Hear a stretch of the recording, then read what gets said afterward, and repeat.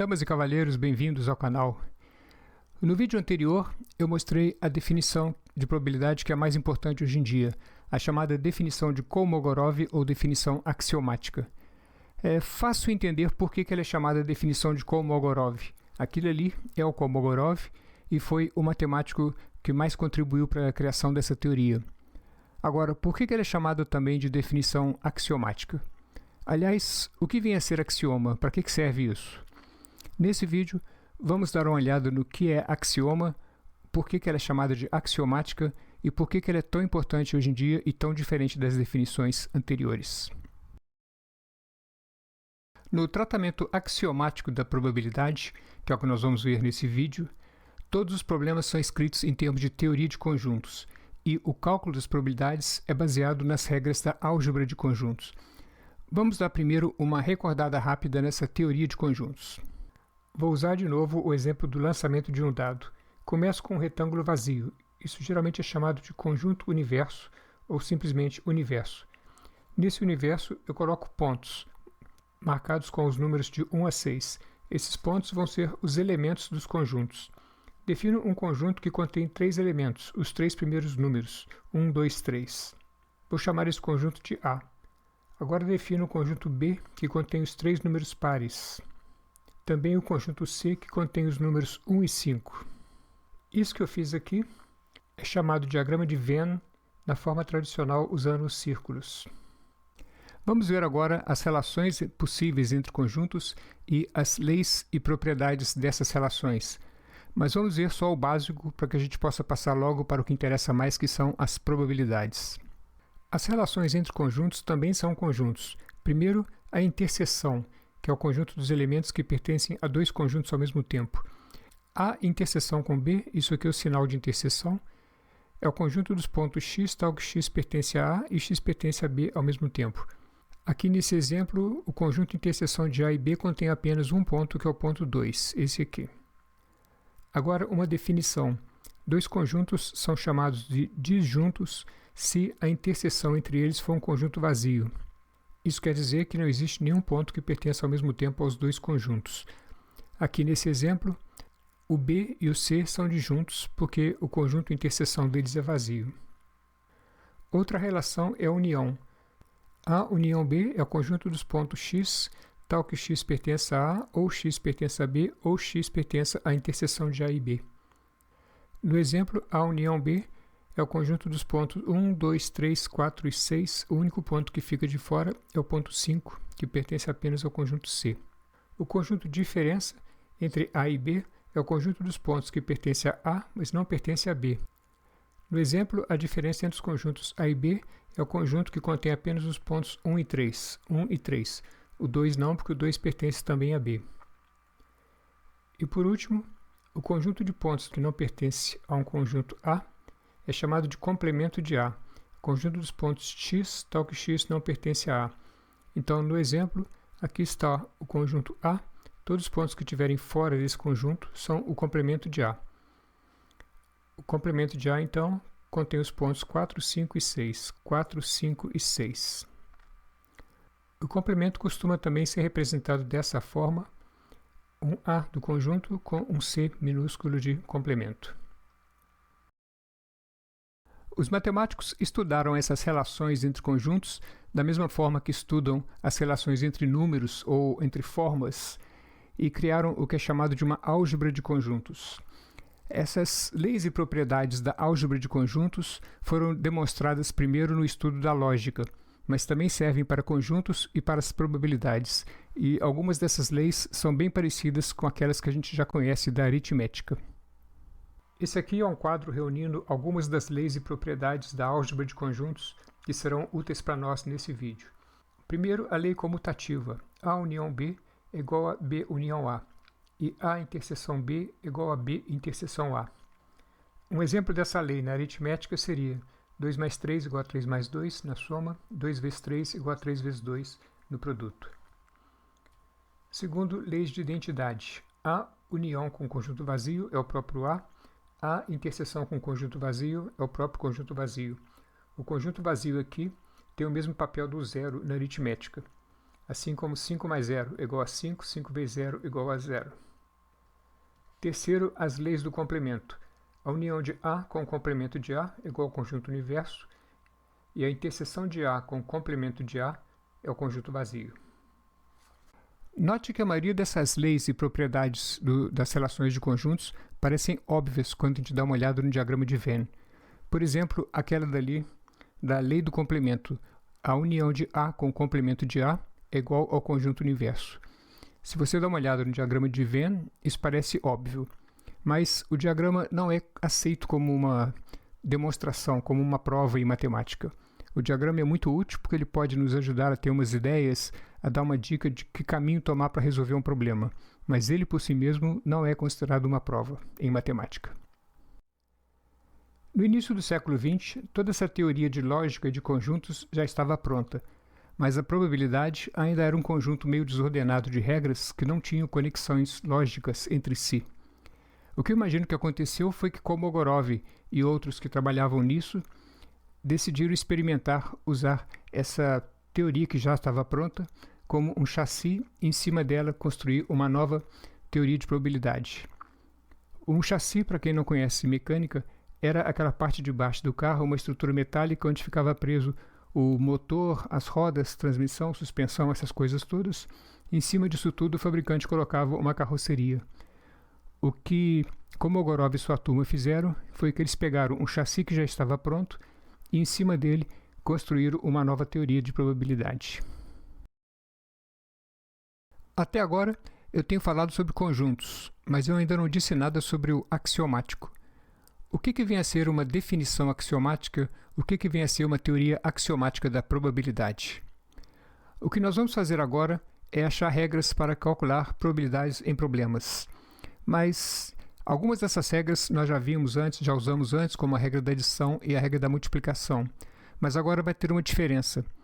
Todas as regras que nós formos criar agora, elas vão ter que ser baseadas em teoremas matemáticos que foram demonstrados. Demonstrar um teorema significa que ele pode ser derivado logicamente de um outro teorema anterior que já existia, que foi derivado logicamente de um outro teorema anterior, e assim por diante, caminhando para trás numa cadeia até chegar lá no início, nos axiomas, que são as regras iniciais do jogo. E de onde que eu tiro os axiomas no caso das probabilidades? Da própria definição. A definição axiomática de probabilidade já contém 4 axiomas.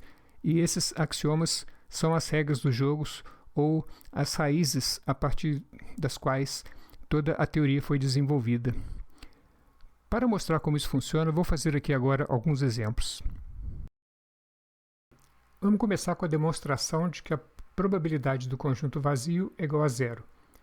Primeiro eu vou ter que juntar um material, umas leis, definições e axiomas. Da álgebra de conjuntos eu vou precisar dessas duas leis. Das relações entre conjuntos, eu vou precisar da definição de conjuntos disjuntos. E da definição axiomática de probabilidade, eu vou precisar desse axioma sobre a probabilidade da união de dois eventos mutuamente excludentes. Essas leis, definições e axiomas estão aqui de forma mais resumida. Agora, seja A um evento qualquer. Por 1, essa lei da álgebra de conjuntos, a interseção de um evento A qualquer com um conjunto vazio é o próprio conjunto vazio. Por 3, que é essa definição aqui, dois conjuntos A e B são disjuntos se a interseção deles for um conjunto vazio. Mas aqui, a interseção do conjunto A com o conjunto vazio é um conjunto vazio. Conclusão, então, A e o conjunto vazio são mutuamente excludentes. Por esse resultado em 2 e pelo axioma em 4, esse resultado que diz que A e o conjunto vazio são mutuamente excludentes e o axioma que diz se dois eventos são mutuamente excludentes, então a probabilidade da união deles é a soma das probabilidades deles. Então, a probabilidade da união de A com o conjunto vazio vai ser a probabilidade de A mais a probabilidade do conjunto vazio. Por 2, que é essa outra regra da álgebra de conjuntos, a união de A com o conjunto vazio é igual ao conjunto A. Se esse conjunto é equivalente a esse conjunto aqui, então a probabilidade desse conjunto é igual a desse. Agora, combinando os resultados em 3 e 4, esse daqui com esse daqui, aqui eu tenho uma expressão para a probabilidade da união de A com o conjunto vazio, e aqui eu tenho outra para essa mesma união. Colocando esse valor aqui no lugar desse daqui, eu tenho que a probabilidade de A é igual à probabilidade de A mais a probabilidade do conjunto vazio. Onde, reorganizando, passando essa probabilidade de A para o outro lado com o sinal trocado, probabilidade de A menos probabilidade de A é igual à probabilidade do conjunto vazio. Isso aqui dá zero. Zero é a probabilidade do conjunto vazio. Probabilidade do conjunto vazio é igual a zero, que é o que nós queríamos demonstrar. Outro exemplo agora para demonstrar qual que é a probabilidade de um conjunto complementar. Aqui são aquelas mesmas leis, axiomas e definição usadas no exemplo anterior, só que aqui houve uma diferença. No exemplo anterior, essas duas leis eram leis de identidade usando o conjunto vazio, e aqui são leis de complementar usando o evento complementar. Seja A um evento qualquer. Por 1, que é essa lei aqui, a união com o seu complementar é o espaço amostral. Se esse conjunto é igual a esse conjunto, então a probabilidade dele é igual à probabilidade do outro.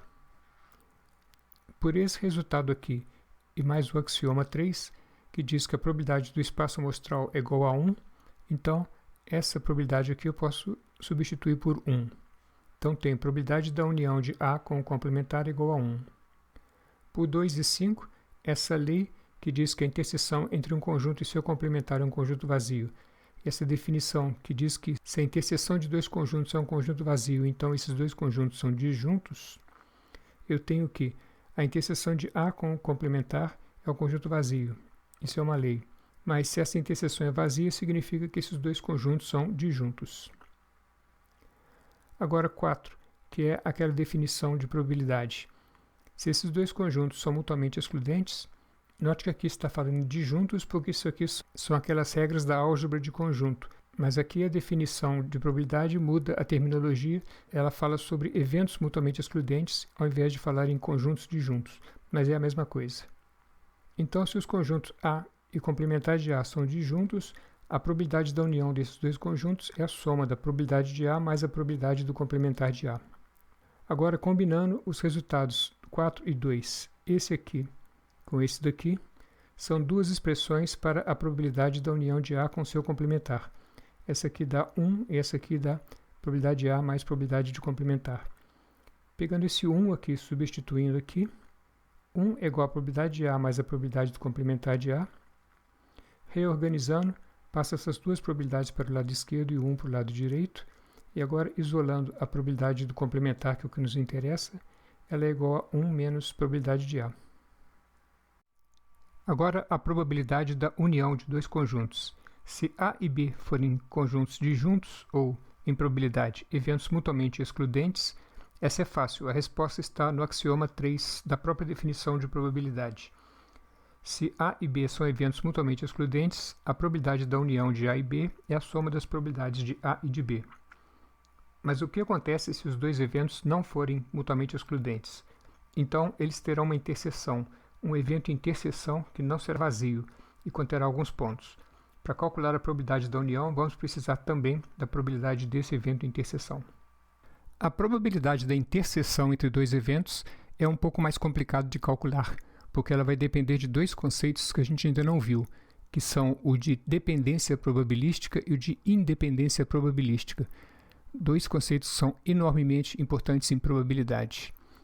Nós já vimos esses dois conceitos de uma forma mais informal naquele vídeo ali, mas nós vamos ter que ver de novo de forma mais formal e mais axiomática, mas isso vai ficar para o próximo vídeo. A essa altura, com certeza vai ter gente pensando, mas eu vou ter que aprender a fazer essas demonstrações todas para poder calcular a probabilidade? É claro que não. Quando você estava na escola básica, você aprendeu a resolver aquilo ali.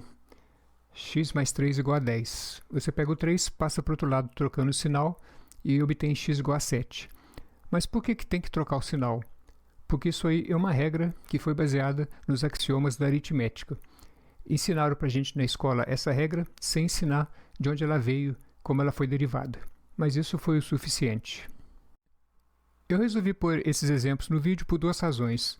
Primeiro, para mostrar por que essa teoria é chamada de axiomática.